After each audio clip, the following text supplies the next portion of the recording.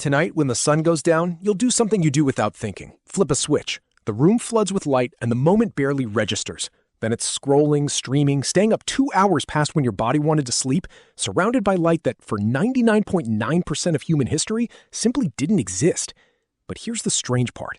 The moment that light actually disappears, no phone, no street lamp, no electricity anywhere, something old wakes up inside you. And what your ancestors did with that darkness is stranger than you'd guess. For most of human history, night wasn't dead time. Archaeologist Stephen Kuhn at the University of Arizona has spent decades digging through ash layers and bone fragments at early human campsites, and the picture that emerges isn't one most of us would recognize. Night was social.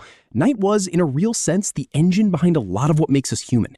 Your ancestors didn't scatter when the sun went down. They pulled toward fire. And fire wasn't just warmth. It was something closer to the first social network, a place that decided whose voice got heard and whose didn't. Picture it for real, not the museum diorama version. People exhausted from a day of walking, foraging, hunting, feet cracked, muscles sore. The sun drops. The temperature falls fast.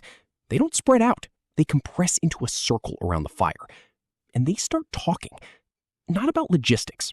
Anthropologist Polly Wiessner at the University of Utah published a study in 2014 comparing daytime and nighttime conversation among the Jew hoansi of the Kalahari, one of the few groups whose way of life still resembles a hunter-gatherer lifestyle. The contrast was sharp. Daytime talk was mostly transactional, complaints, food, who owed what to whom.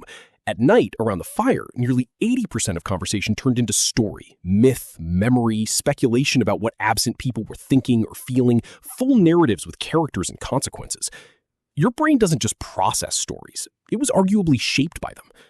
Wiessner's argument, and it's worth being clear this is an interpretation, not an established fact, is that firelit conversation may have been one of the settings where humans sharpened the skill of imagining someone else's inner life, their motives, fears, loyalties. That skill underpins cooperation and culture more broadly. It's a compelling argument built on real fieldwork, even if it's not the final word. And it happened at night, by the fire, in the dark. The story gets stranger when you look at how your ancestors actually slept. The easy assumption is that before electricity, people fell asleep at dusk and woke at dawn in one long block.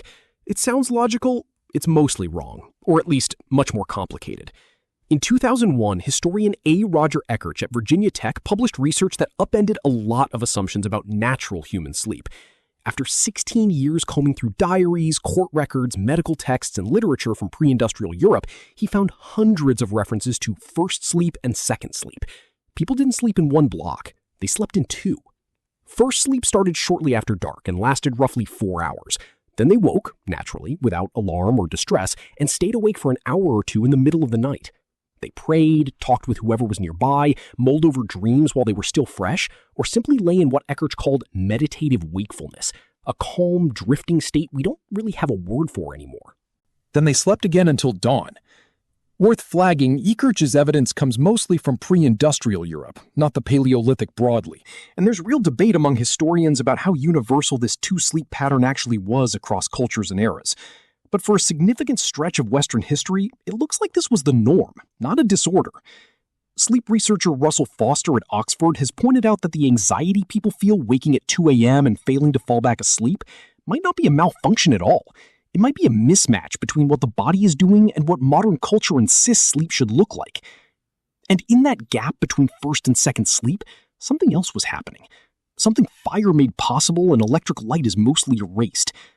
Dreams were taken seriously, not dismissed as noise, but treated as something closer to information, warnings, messages, previews. Nearly every culture across every continent treated dream content as worth acting on. That might sound like superstition, but modern neuroscience backs up at least the underlying instinct. Matthew Walker, a sleep researcher at UC Berkeley, has shown that REM sleep, when dreaming is most vivid, functions like overnight emotional processing, dulling the sharpness of painful memories without erasing them. Your ancestors didn't have the neuroscience, but they weren't wrong that dreaming mattered. Then there's the last piece, the one almost nothing in modern life replicates: collective awe. Cognitive scientist Pascal Boyer at Washington University has argued that night, with its vast unlit sky, the sounds in the dark, the sharp contrast between firelight and the cold beyond it, may have been one of the original triggers for the sense of the sacred.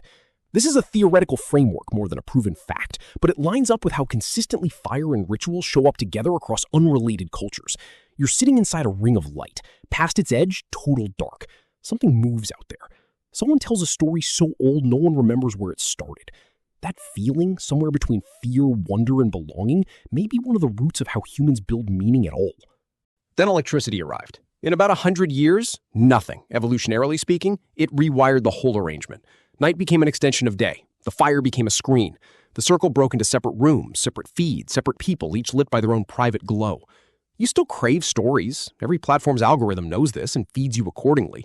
You still wake up in the middle of the night, except now you call it insomnia and reach for your phone instead of lying in the dark. You're still drawn to fire, which is probably why a candle or a fireplace still does something a lamp never quite manages. You're not a modern creature with occasional flashes of the past. You're an old creature, trying to keep up with a world that moves faster than evolution does. The part of you that wakes at 2 a.m. isn't broken. It's just looking for a fire that isn't there anymore. Tonight, when you flip that switch, you'll do something none of your ancestors ever did. But underneath the reflex, the fire's still burning somewhere. It's just waiting for you to remember what the dark was actually for.